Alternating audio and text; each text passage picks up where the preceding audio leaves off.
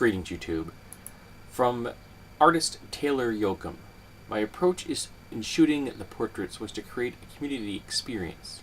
Set up open calls for women and female identifying individuals to have their photographs taken holding whatever made them feel most safe while walking home alone. So I encourage you to go look at this series of photographs. The project is called Guarded. And it does show women and female identifying people holding objects that they keep with them as self-defense objects and as talismans. Now I say talismans because a lot of the people in this pictures, a lot of these women, are doing the classic keys between the fingers look. So you get your keys in here and you get your keys sticking at your fingers, so you've got these little claws sticking out. The name of the ninja weapon that they're trying to emulate escapes me. And before I continue, that's not a great piece of advice because you're likely to cut the side of your palm of your hand up into shreds if you ever have to use it. And this is not me mansplaining, this is just a little bit of physics. So, but you do what you have to do to make yourself feel comfortable. We all do. All of us have our rituals that we enact. I don't care if you're a theist or not. We do what we have to do to get ourselves through the day. And that, to me, is the profound statement of this project. And one of the things you'll notice in this is that there are no actual weapons. There are stun guns in here, tasers, but there are no actual weapons shown. And I think that's probably twofold. Women not wanting to show that they actually are carrying weapons. It creates an air of the possible, and that bit of mystery is useful because it means that an assailant does not know if the person he's coming up on actually carrying a weapon. But also, this was a college project, and it's a possibility that the college would frown upon weapons, actual weapons being wielded by people.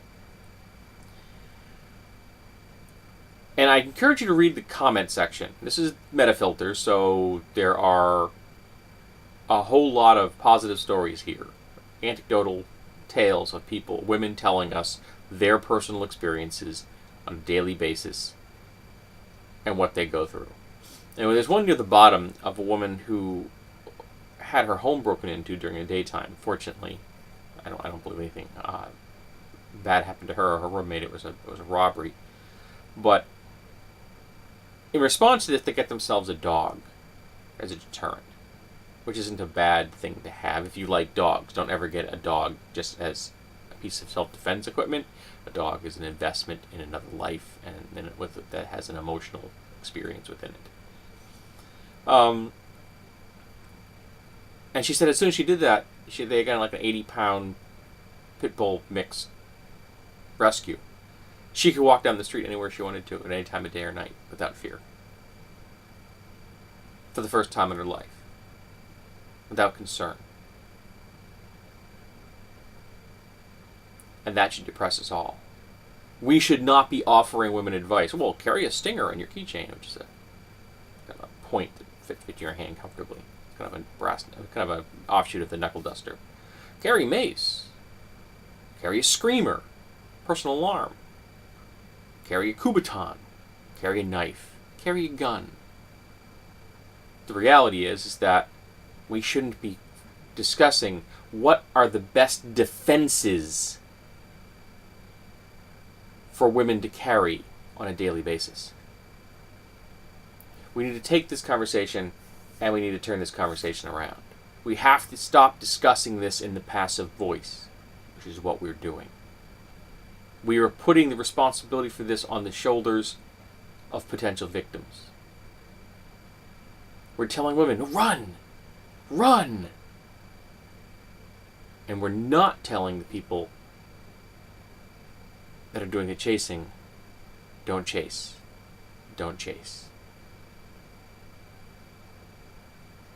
Now, before I go any further and the MRAs hop on board, yes, I am aware that men are assaulted.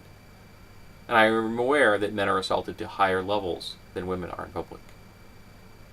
They are not sexually harassed as much in public as women. They are not raped as much in public Note the in public portion of that statement, as are women. They are not murdered as often in the public sphere.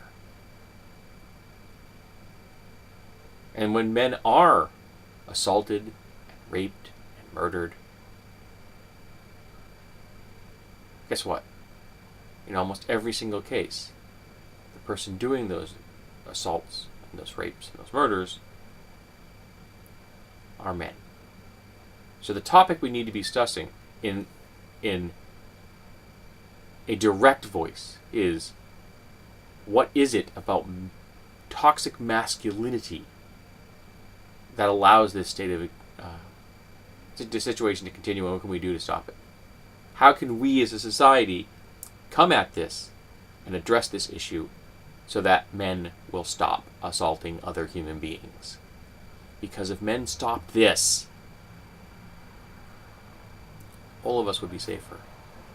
And we would not have to have people carrying talismans in their hands, and tasers, and mace, and prepared to run at the drop of a hat, and have to be hyper-vigilant every single waking second they're outside their home. And that's what we force a lot of women to do every day. I know it was a shock to me when I discovered the level of defensiveness that my wife had to go through on a daily basis. Her situational awareness was so much different than my own, because I have a privilege of not having to be worried about the things that most women deal with on every single day. Every single day, women deal with crap from other men, my brothers, that I don't have to worry about. Ever. And that has to change. It isn't fair. We have to change our social structures so that men are allowed to express themselves in healthy, constructive ways. That they're allowed to relate to other human beings in manners other than aggression. That we need to strip away the controls that have been placed upon our societies, on our species, by patriarchal structures. So that everyone can express themselves emotionally in a healthy way. So that toxic masculinity becomes a topic of interest because it's in the past. So I'm asking my viewers, what do you think we can do as a society to reduce and or eliminate toxic masculinity? I've been discussing things on my channel about this topic for ages, and I want to hear what you think we should do. Because we need to work on this together. Because it isn't fair that half the species lives in fear every day.